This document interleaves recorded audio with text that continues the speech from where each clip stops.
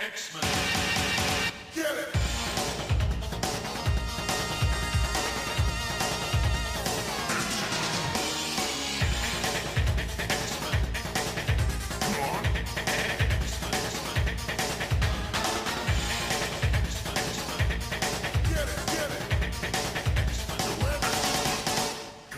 Hey everyone, and welcome to another exciting episode of Battle of the Atom. This is normally the weekly X-Men podcast where we rank every X-Men story from A to Z.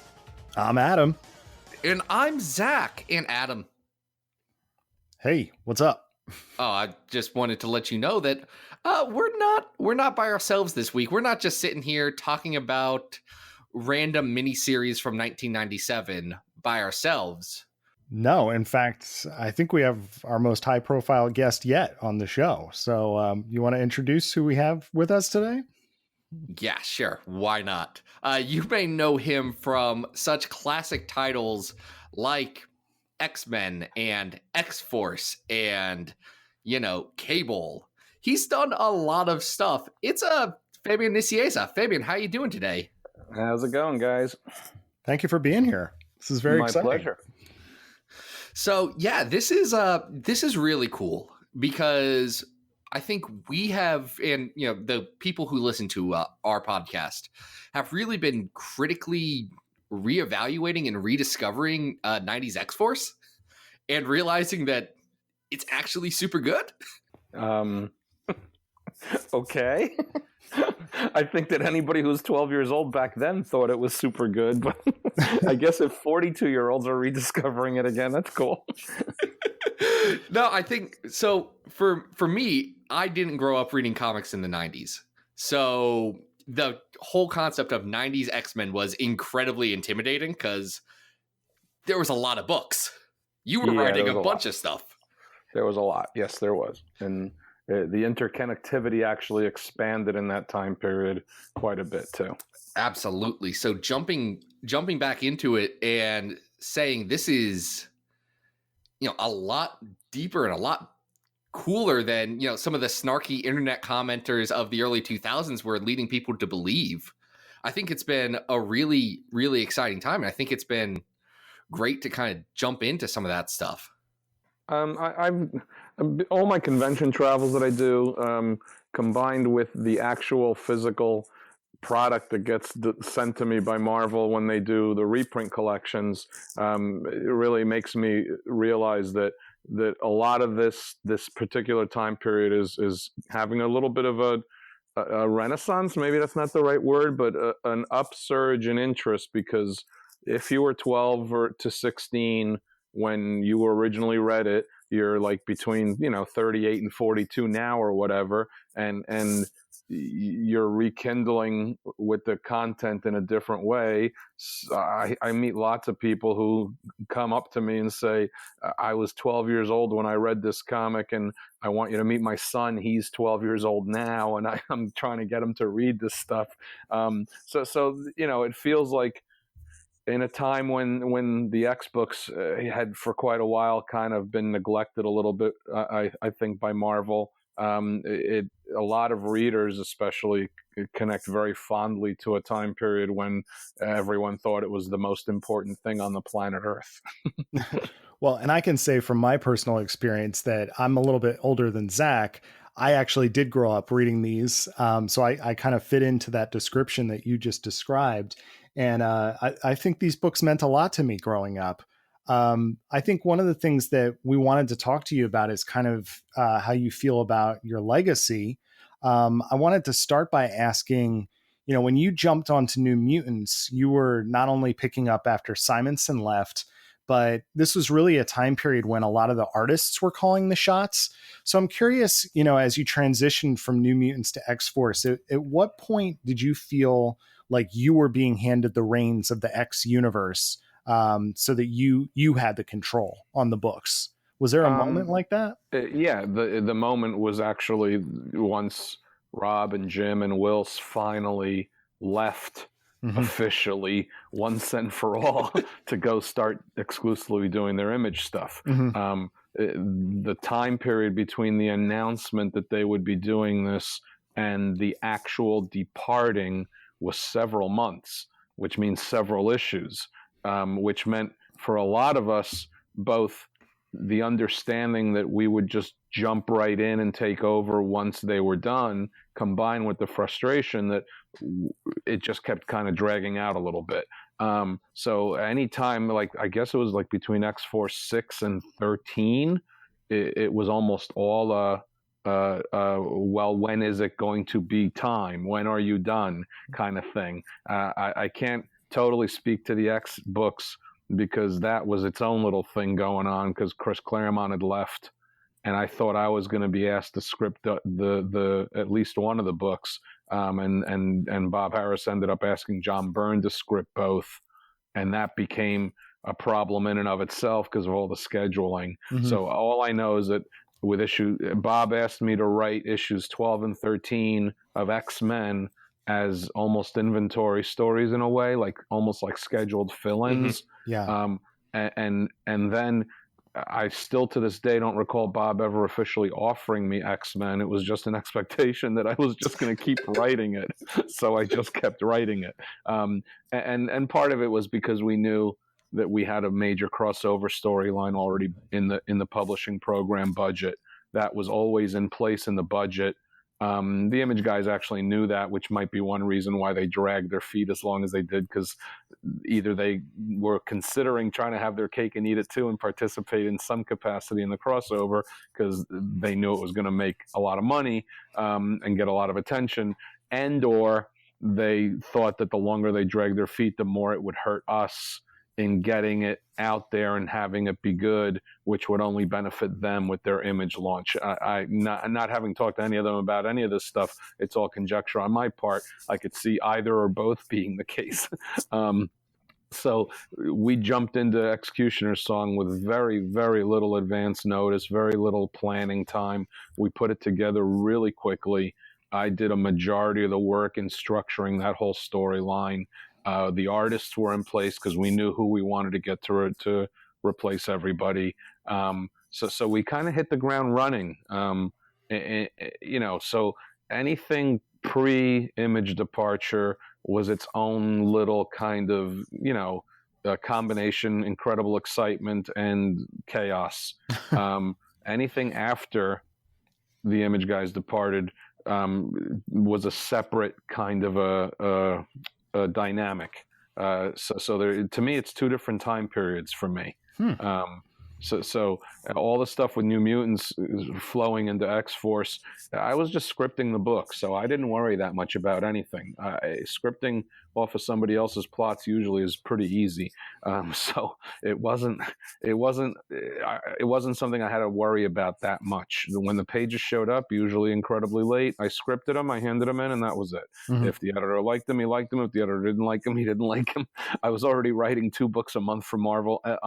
Outside the X world, I was writing Alpha Flight and New Warriors, and I had a full-time job at Marvel as an advertising manager still at that time. Oh, Then I really? moved over to be an editor at Marvel, so Mhm. I had plenty of a full plate with or without New Mutants / X-Force scripting responsibilities.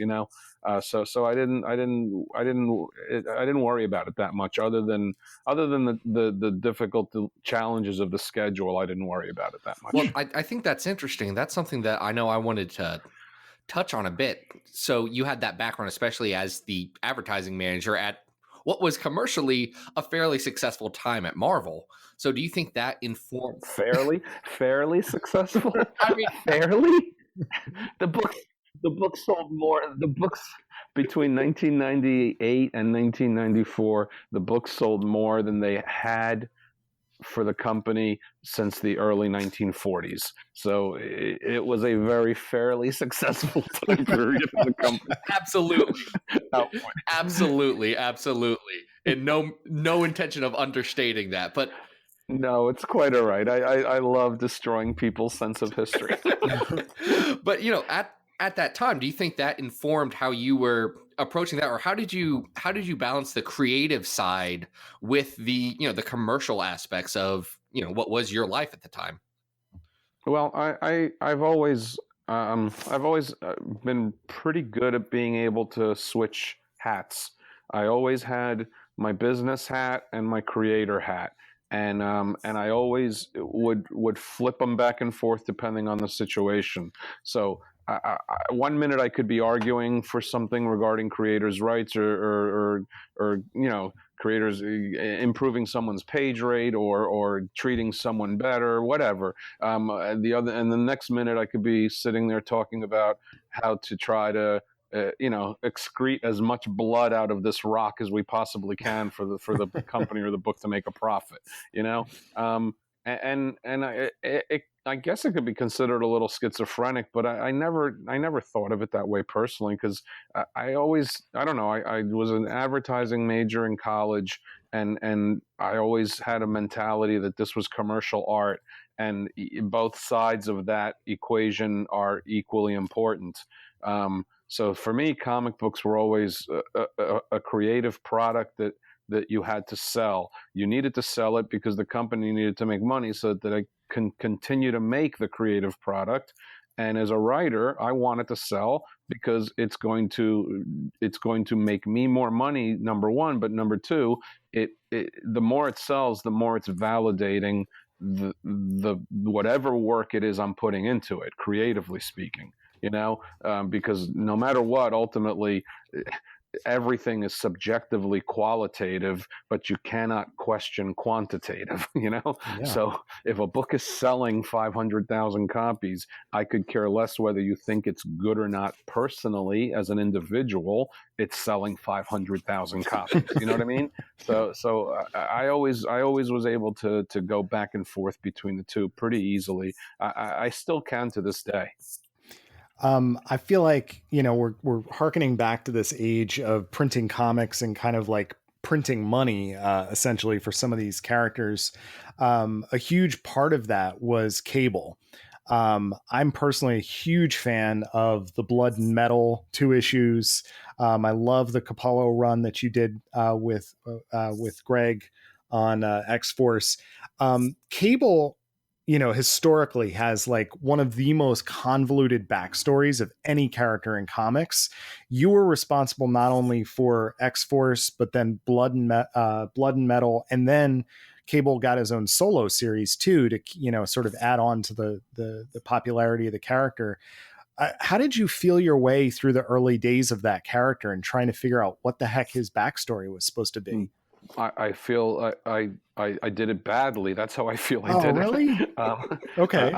I was never happy. I was happy with Blood and Metal because I loved working with JR, and that was a bit of a rush job because Rob was originally going to do that miniseries, but he never put anything down on paper, so we had no guidelines to go by. So I didn't have anything on paper that gave me any real indication of Rob's definitive conceptions for what he wanted out of Cable's past. He had said different things, but none of it was concretized in print. Mm-hmm. The other complexity to the character is that the whole thing about him being Scott and Jean's son was really imposed on us editorially. It was not Rob's original idea or his original intent. He went along with it because A, the editor really wanted to do this, and B, in his own gut, he thought it was an interesting idea that was worth exploring. I inherited all of that without any real understanding of how to take all of these different pieces of clay and try to put it together into something that worked. If you notice, the Blood and Metal miniseries is really just spinning wheels. It's a fun story, and I really enjoy doing it. And we reveal some things about Cable's past, and we reveal some things about Cable's future. But none of it is really a definitive description of his origins. You know what I mean? Sure. Part of that is because I wasn't sure what the hell I was going to do with him. The other part of it is that the editor was always desperately terrified of solving any mystery because he was always afraid that if you solved the mystery, the readers would lose interest. So unfortunately, that meant that not only could you never solve the mystery you had, but 6 other mysteries were piled on top of the one you already had, which further complicated your long-form storytelling. It was something that was inherent to our initial interactions and working together, on these books that it exacerbated itself to the point where it's what led me 3-4 years later to get fired from X-Force and quit X-Men, because I just had enough of that. It's not how I like to work. It's not how it's not how I think I do my best work. So it was problematic. I did not want to do a monthly cable series right after the Blood and Metal book. I really wanted to give it a little bit of breathing space. I wanted him to come back to X-Force and then spin a monthly book off of a storyline in X-Force. Mm-hmm. But because so much of what we were doing back then was driven by the budget and the budgetary expectations that were being placed on us, a monthly cable comic had already been scheduled for that quarter of that publishing year, and they did not want to push it back another year or another 8 months or 6 months even. So that's one reason why you have such a hodgepodge of a monthly launch, where the character is trapped in the future and he hasn't come back to X-Force yet, and the readers don't know what the hell's going on. So I wasn't happy with the X-Force book. I mean, I quit the book, like, what was it, issue 8 or 9 or 7? I don't know. I quit the book fairly quickly because I really wasn't happy with it. The Executioner Song storyline was another great indication of how editorial would constantly change its mind, which flummoxed your ability to really navigate your long-form storytelling, because in that it's pretty clear that I said Strife is Scott and Jean's son and Cable is the clone. And I thought that was incredibly interesting for the character of Cable. Moving forward forward, how interesting that would be for him to always have to deal with the reality of that, And I think it was Scott and Bob, Lobdell and Bob, who continued to talk behind my back about Scott not liking that because he thought it reflected so badly on Scott and Jean.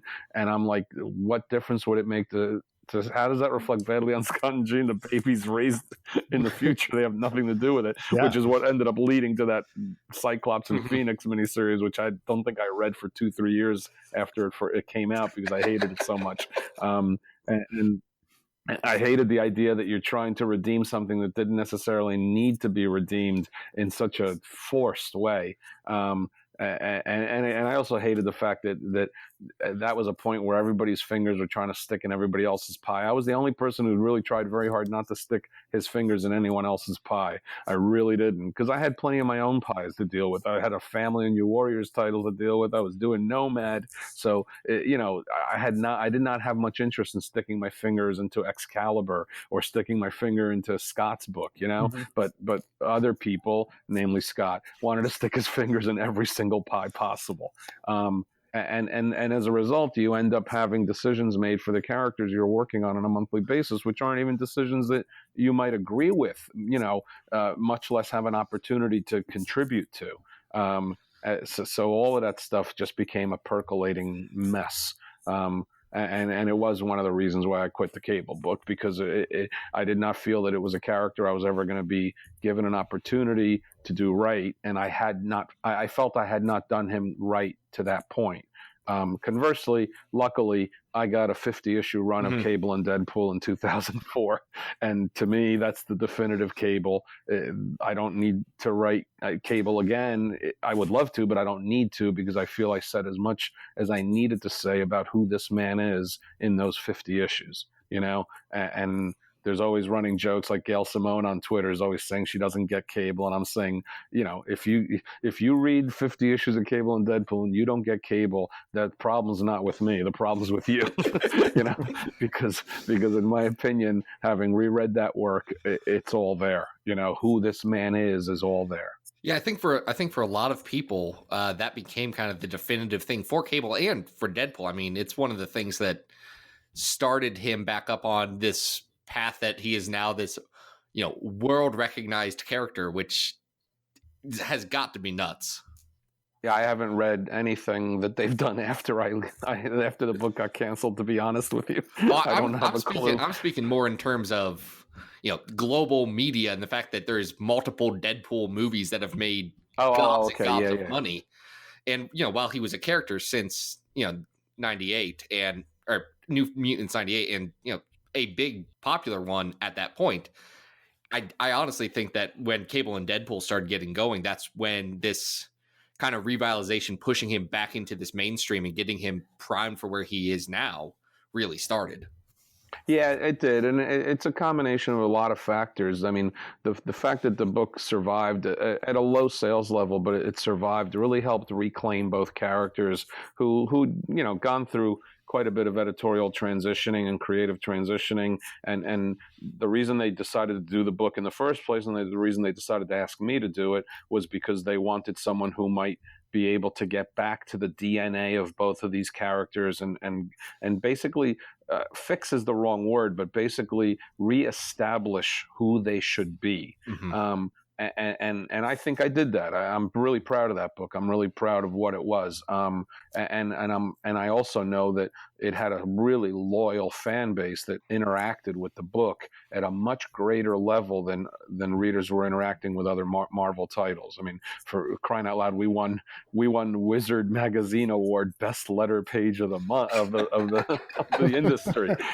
But that's a testament to fan engagement. And this was when a lot of social media was really starting to take an uptick. That's when YouTube was really starting to prosper, and that's when Twitter was really starting to build. And you could actually go back and go to like the YouTube videos of the cosplayers at conventions and watch their views on those YouTube videos started to go up exponentially year by year, starting in like 2008, 2009. That's pre the Deadpool movie, Mm-hmm. that's post the horrific Wolverine Origins movie, which should have really hurt the character, but it didn't hurt him in the least in terms of publishing and in terms of social media penetration. Those YouTube cosplay videos went from 40,000 unique visits, and we're looking at them going, when I was doing Cable and Deadpool, we're going, wow, that's more people looking at this cosplay guy who's dancing around a convention than there are reading the comic, and then 3 years later, they're at like 4 million views, and you're like, wow, and now they're at like 20, 30 million views. Wow. That means that the character's penetrating beyond the print format. And the character in many ways became a social media convention that extrapolated itself without necessarily a top-selling comic book, and without even, much mainstream media. There was no movie between 2010 and 2016. You know what I mean? Yeah. There was no TV show. There was none of that. It was all happening on social media, and that's really what built Deadpool to the point where it was primed when the movie came out, because there was already a huge amount of teenagers and early 20-somethings who were familiar with this character and excited about how that would translate to film.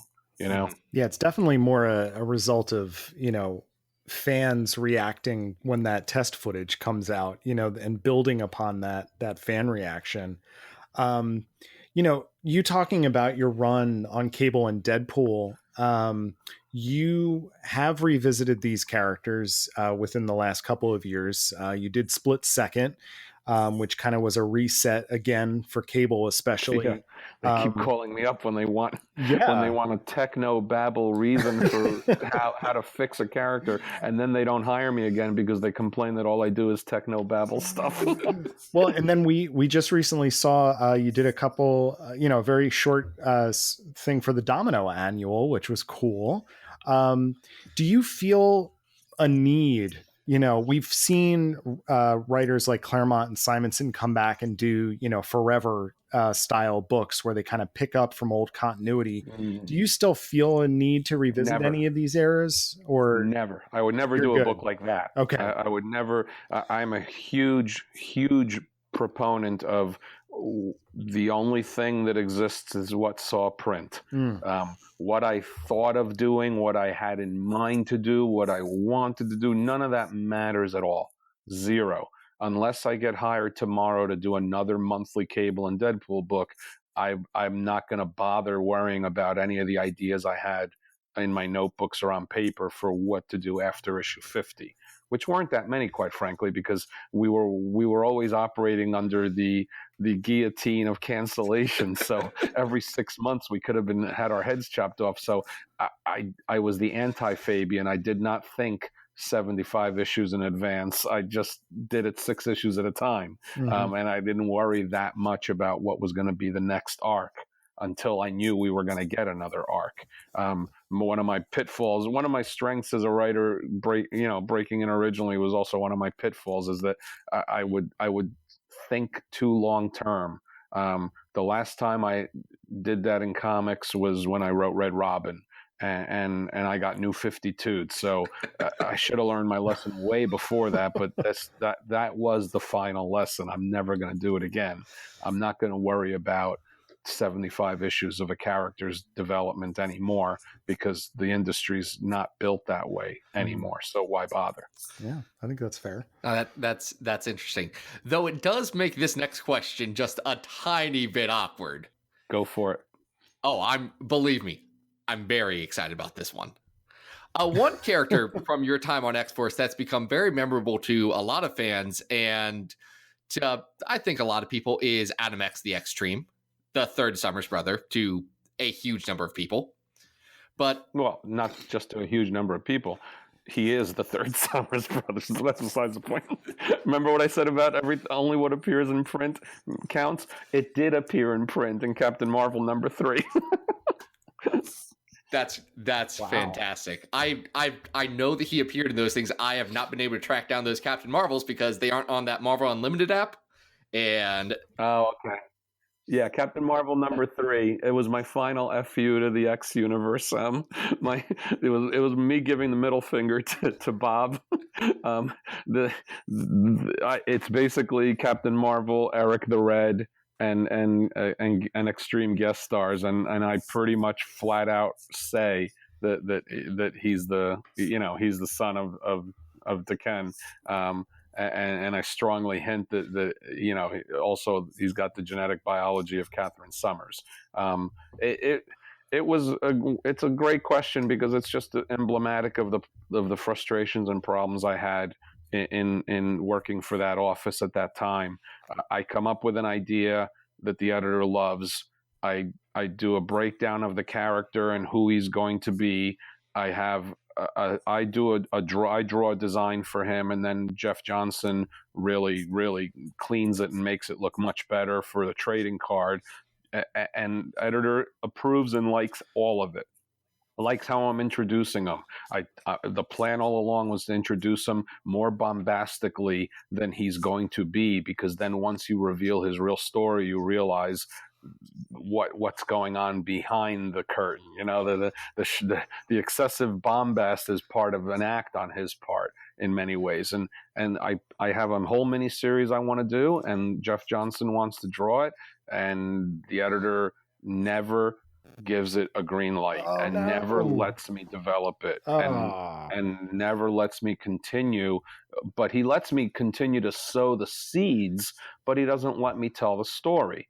And I was like, I just gave up. I said, all right, I'm done. Forget it, and it was ridiculous, because it was all agreed upon from its initial inception. It wasn't a secret. It wasn't a mystery. Internally, we knew what it was, and he knew what I wanted it to be and how I wanted it to work. I mean, in many ways, he would have been like the Luke Skywalker of the Shi'ar Empire, and I never got the opportunity to do it. And it was always a frustration, because I think that the story I wanted to tell was much, much better than the stories I did tell with the character.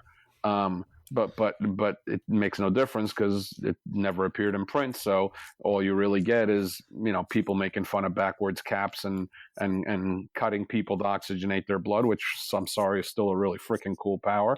And that's what it ends up becoming long term. That's what the View becomes long term.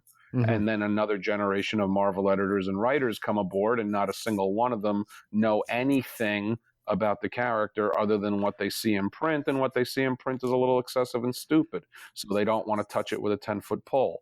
They don't bother to ask, what did you have in mind? And with the hubris and arrogance of most writers in comics, they'll say, I'm just going to create my own new story and create my own new characters, and we'll say this is the third Summers brother. That'll solve that dangling plot thread. No, it doesn't solve it at all. If anything, it just overly complicates it, Now there's 4 of them. There's 4 of them, I guess. I never read the Vulcan stuff. I never read that at all. I don't think I'm ever going to. That's for the best. You're fine. So I don't know anything about it other than that they did it. And my attitude is, well, that's nice that they did it. I'm glad that they came up with a 4th brother. No, that's great. I mean, I like what you're saying there, especially because, as you get deeper into some of the Adam X stuff, like especially, what is it, Adjectiveless X-Men 39, the story where he's out in Alaska with Scott's grandparents. Well, that's a great issue. I like that one. Well, I guess his grandparents. Yeah, it's his grandparents. It adds a lot of depth to the character. Technically. I'm sorry, no, his grandparents. He's a brother. He's a brother, not a son. We got enough of those going around in the future anyway. Lose track of all these little Summers running around. Are you my own uncle? I mean, look, that's a pretty emblematic X-Men sentence right there. That's very true for some people. But no, I think it shows a lot of uncle with a K, though, because that would be really early 90s. No, that shows a lot of depth that I think some people miss from the character that would have been interesting to see explored more. Well, there was I think there was a lot of missed opportunities there. There was a lot of stuff that had I been given the chance, I think could have developed it into interesting stories told in interesting ways. But it wasn't the working methodology of the editor, and it wasn't the working methodology of the other writer, Scott. And ultimately they quote unquote win because they should win. They should do the books the way they're most comfortable doing. If I'm not comfortable doing the books that way, I should stop doing them. Bob didn't want to fire me because the books were still selling really, really well, and I'm in the office and I'm his friend, and the readers are still positive about the material we're doing. But ultimately, making my life miserable every single month is not a good solution to the problem. So it's up to me to quit. So it's on me, not on anyone else. I mean, him firing me off X-Force, I'll never understand because he never explained to me why, and I'll never get it. So that one's beyond me. As far as X-Men is concerned, it's incumbent on me to walk in and say I quit. And I didn't do it for probably a year or more longer than I wanted to do it because the money was too good. The books were selling too well. The royalties were still really, really good. And I figured I don't have kids yet, but I'm paying for their college education one day. Sure. And as long as I can tolerate it, I will tolerate it. It's not creatively noble, but it was certainly financially astute. But it did get to the point where I just couldn't deal with it anymore. And that's when I quit. So whatever that was, issue 45, it was that I quit. And I walked away and I was done. That was it. But never really, that's it, because you end up writing the characters again. You end up doing stuff later. I got offered Gambit.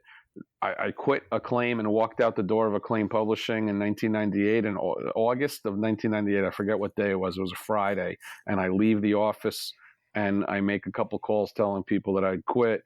And on Monday, I get a call from Mark Powers, who is an editor at Marvel, offering me the Gambit monthly book. So before I even had a chance to figure out what I wanted to do post-Acclaim, I started writing monthly comics again. There you go. Which in hindsight, maybe I shouldn't have. Maybe I should have tried. I would have been better off doing something other than that. But that's what happened. So I'm right back into the world of X again, which I never planned. I never went out of my way to ask for that at all. That was offered to me. So I did it, but I also tried to keep Gambit apart from the X-Men as much as I could. Now, Adam X is kind of like very deep cut for some X-Men fans, but not if you're a 90s kid, but for contemporary X-Men fans. Now, Zach, you wanted to ask like an extreme deep cut question, right? I did. What you guys call deep cut, I used to call Tuesday. Okay, just so you know. So this is the one, I say one super nerdy in a conversation about Adam X, but the most esoteric fanboy question I could come up with. Speaking of your Gambit run, you did a call it a comic called Gambit: The Hunt for the Tomorrow's Stone that was published on AOL.com as part of Marvel's Cyber Comics, and it has been lost forever. Yep. What the heck was that, man? No one knows, and it's killing me. I often do get confused between that story and the Wizard half issue as well, okay? So I don't want to confuse the two stories.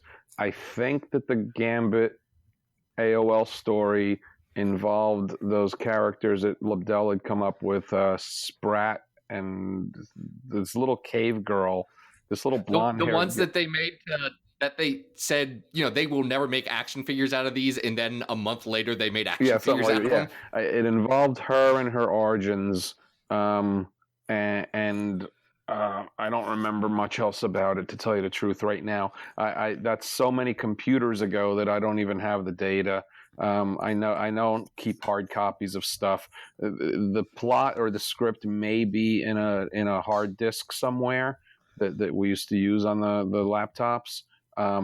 But I don't know. That's not even as deep a cut as it could be, because that's a comic that just kind of got lost in time. I have no idea why there's no digital archive of it at all. I really don't. But it wouldn't have been up to me to keep it. Obviously. It probably existed on an old laptop I had, but anytime I upgraded the model, every few years I upgrade my laptop, but I don't think I kept the older ones. Although it's only been 20 years. There may be a box in the basement that has the laptop in it. I just don't know. The deepest cut of all Gambit-wise is not even that. You think it's that, but you don't even know what the deepest cut of Gambit is. I would love to know what the deepest cut of Gambit is. Now I'm incredibly intrigued. The deepest cut of Gambit is that I was hired by Byron Price Publishing to do a Gambit novel. They had a deal with Marvel Licensing to do books on the Marvel characters. I was 275 pages into my first novel, and it would have been about a 600-page manuscript, because it was a big book, and they approved a big book. The whole thing was outlined and approved. It was all in continuity. I was actually going to tell a story that was going to impact the comic book and all that stuff.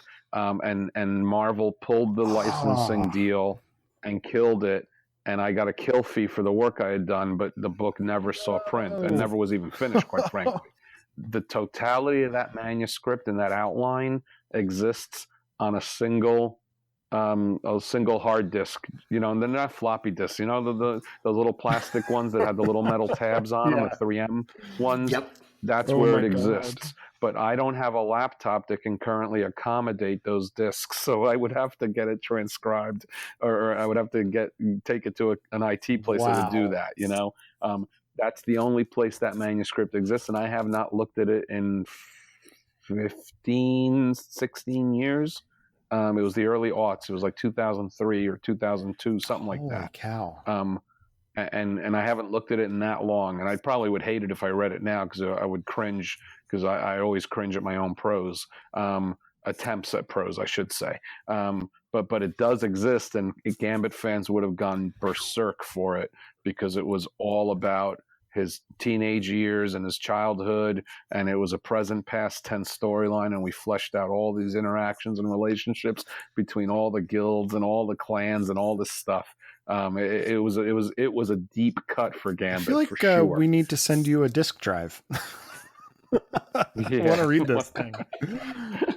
I know. I think it. My problem is that I'm sure that the book is so poorly written that it plays out a hell of a lot better as a story than it would as a real a real read. All right. So I know we have some Twitter questions, Zach, but since we're talking about computers, I thought this might be a good opportunity. I know that Zach and I have both checked out the new book you're working on for Webtoon called Outrage.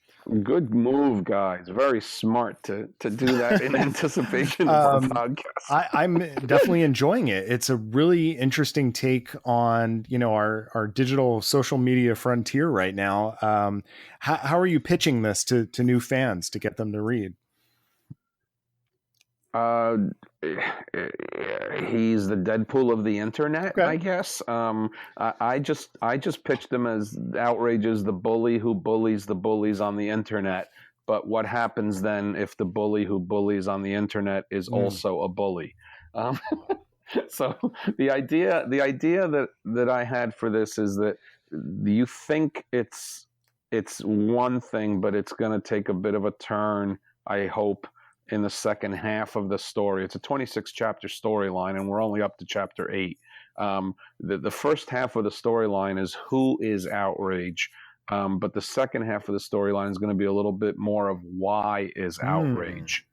And if we get another season, the status quo shifts pretty dramatically into why are we all outraged. So the whole theme of outrage among us is what I'm trying to explore, more so than a singular character. I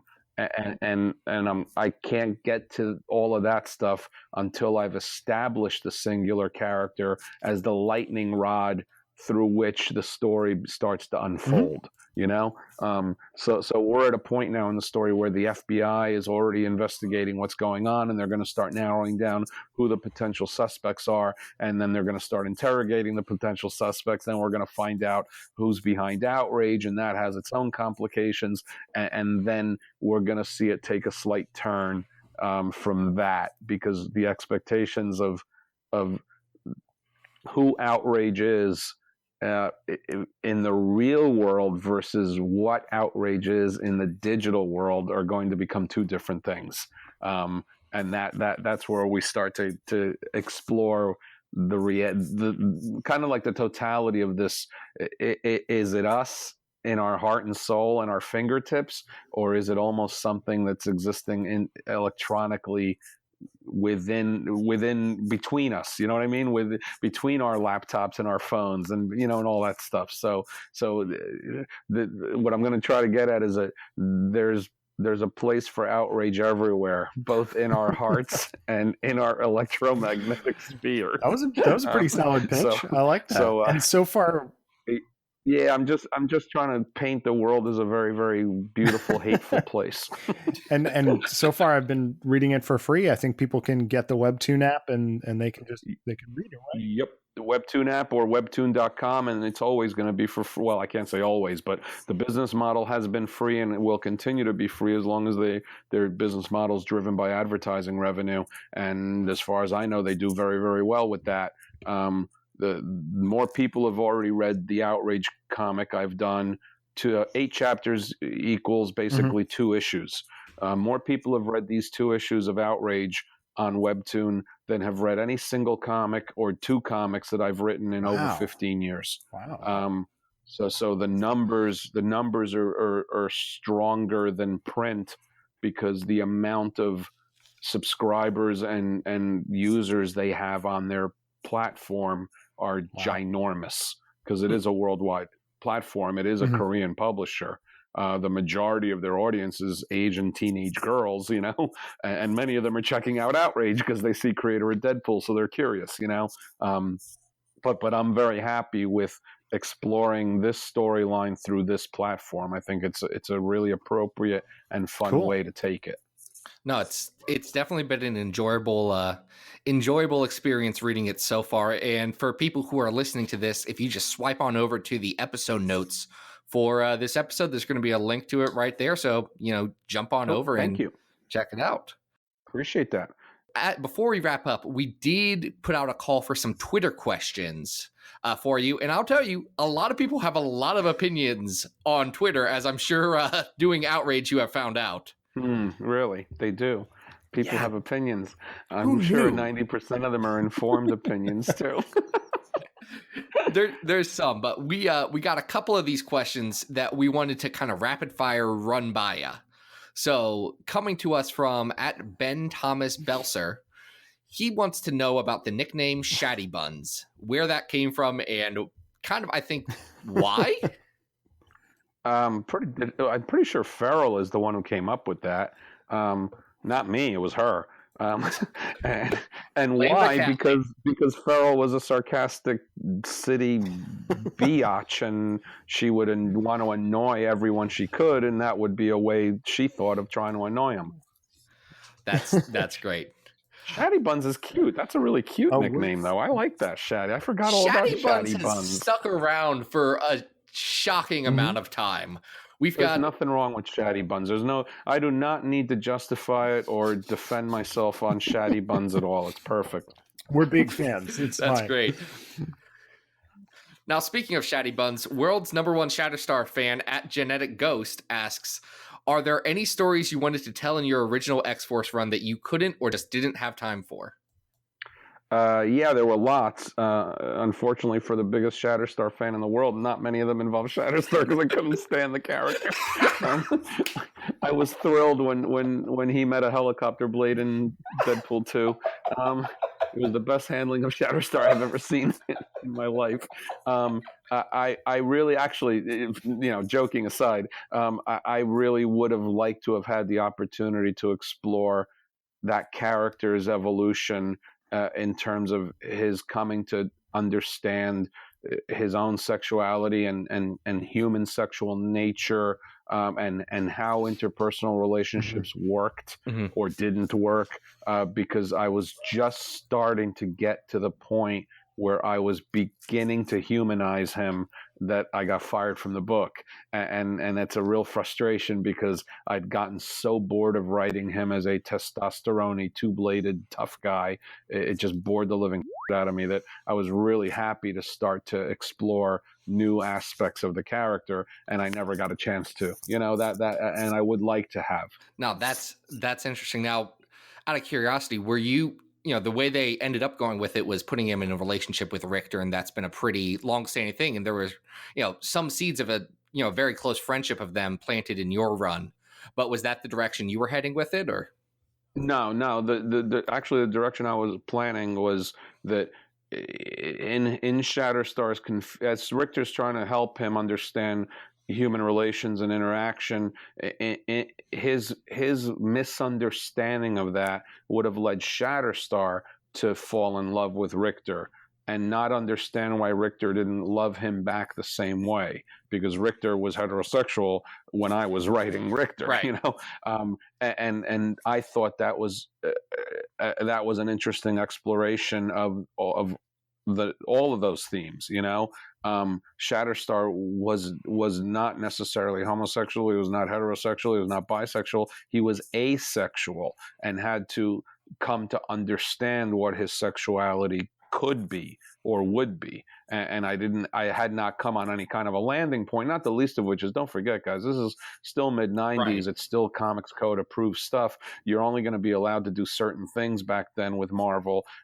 You had to be a little slyer or a little subtler about some of the things you were going to try to do. Sure. I'd already had a giant kerfuffle with the higher-ups of, not even the higher-ups of Marvel, the higher-ups at Perlman's group who owned Marvel, because I wanted to make Nomad HIV positive, and that turned into a pretty big thing, and I wasn't allowed to do it. So the horrificness of how they had Northstar come out as gay, notwithstanding, we still had to tread carefully around a lot of those issues back then. And everyone likes to apply 2018 standards and expectations and norms to 1994, and life doesn't work that way. Reality doesn't work that way, so I would have had to have tread lightly on any of this stuff that we're talking about anyway. I think that's fair. I think we got just a couple more that we're going to toss your way there.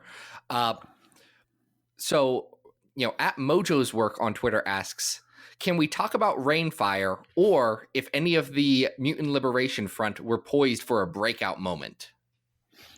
No, that falls into what sees print is what sees print.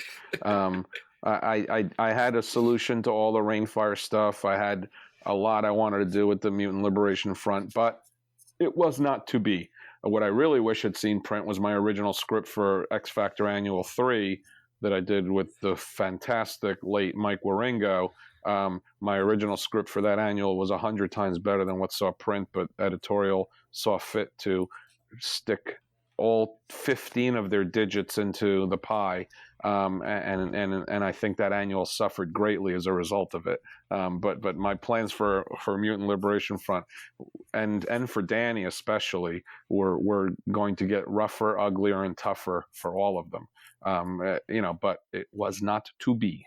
Classic X Books asks, how do you feel about this second renaissance of, your early X-Force characters like, Shatterstar? I think it's all cyclical. I think everything in comics is very cyclical. It doesn't surprise me in the least. The creators who are doing the work now are in their mid to late 30s, which means they were in middle school and high school when the stuff came out, and they're excited at the opportunity to put their own imprint on the stuff they read when they were younger. It's really no different than me getting an opportunity to write stuff that I read when I was younger. I took on the Captain Marvel monthly book because I loved Jim Starlin's Captain Marvel, and I would have killed to have gotten a chance to write Avengers monthly.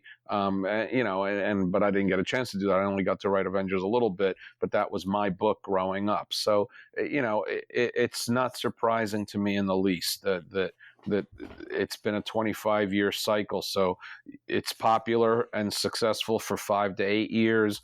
It's kind of dormant or ignored or abused or thought badly of for a 5 to 10 year cycle, which is exactly what Marvel did in the aughts. I never have seen a company belittle their own publishing history as much as Marvel did in the early aughts to late aughts. Which was ridiculous to me because it made no sense. They were still selling frickin' trade paperbacks of everything they were making fun of.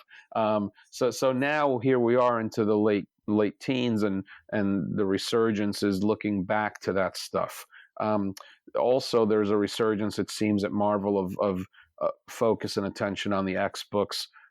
Not surprising because of the deal with Fox and Disney pulling, easing up the reins on some of those constrictions or restrictions or whatever they were in place. As a freelancer, I don't even know any reality of that. I just assume the reality based on obvious evidence. So it's not surprising that a loosening of those reins means a renewed sense of editorial enthusiasm for trying to approach these characters and these books again. And you've seen that. I mean, Jordan's an excellent editor, Jordan White. He comes off of a long run on doing phenomenal work and making Deadpool a self-franchise of books. And now he assumes responsibility on the X books, and he's approaching it in a very smart editorial fashion. So it's not surprising to me to see those kinds of things happening. I mean, the thought of a Shatterstar book, even written by as good a writer as Tim Seeley, does nothing to enthuse me, but I'm hopeful that it's entertaining for the people who are curious or interested in it. No, that's great to hear. Well, Fabian, this has been a fantastic conversation. Why don't you tell people where they can find you online? I am always easily findable on Twitter at Fabian Nicieza, my first name and last name together. You can get me on Facebook sometimes. I got a waiting list of about 1,000 people, to friend me, but I post all the time on that. You can check out Outrage on Webtoon, download the app or go to webtoon.com, and each chapter has a message board after it, so you can interact immediately and engage immediately with the story and with the creators, because Riley Brown and I are there all the time. And brand new series that I'm involved in for a little bit at least is the new Nightwing series coming out from DC. Issue 51 came out this week. I am scripting off of our old buddy Mr. Scott Lobdell's plots, And Dick Grayson's my favorite character in comics and has been since 1967. So here I am scripting a series where he's not Dick Grayson anymore. So I implore people who want to hate it and people who want to like it and people who just want to be curious about it to check it out. And I am giving no promises as to where it's going to go or how long I'm going to be on it. All I'm going to say is that it will be a very interesting ride on an issue by issue basis. Nice. That is great. Now, Adam, real quick, where can people find you? Guys, you can always follow me on Twitter at Arthur Stacy, and new pages of Bish and Jubes Attack on the Mansion are coming out every Monday at adamrec.tumblr.com. Zach, where can people find you? Everyone can find everything at xavierfiles.com. It's where all the stuff always is. You've heard the spiel 60 plus times at this point. You can also go to twitter.com and look up at Xavier Files. That about does it. Fabian, thank you so much again. It's been an absolute joy to have you on. I appreciate it, guys. You guys were both great and really, really interesting, enjoyable, and challenging questions, and I appreciate that tremendously. Well, thank you. Well, everyone, until next time, this has been Battle of the Atom. We hope you survived the experience. Get it!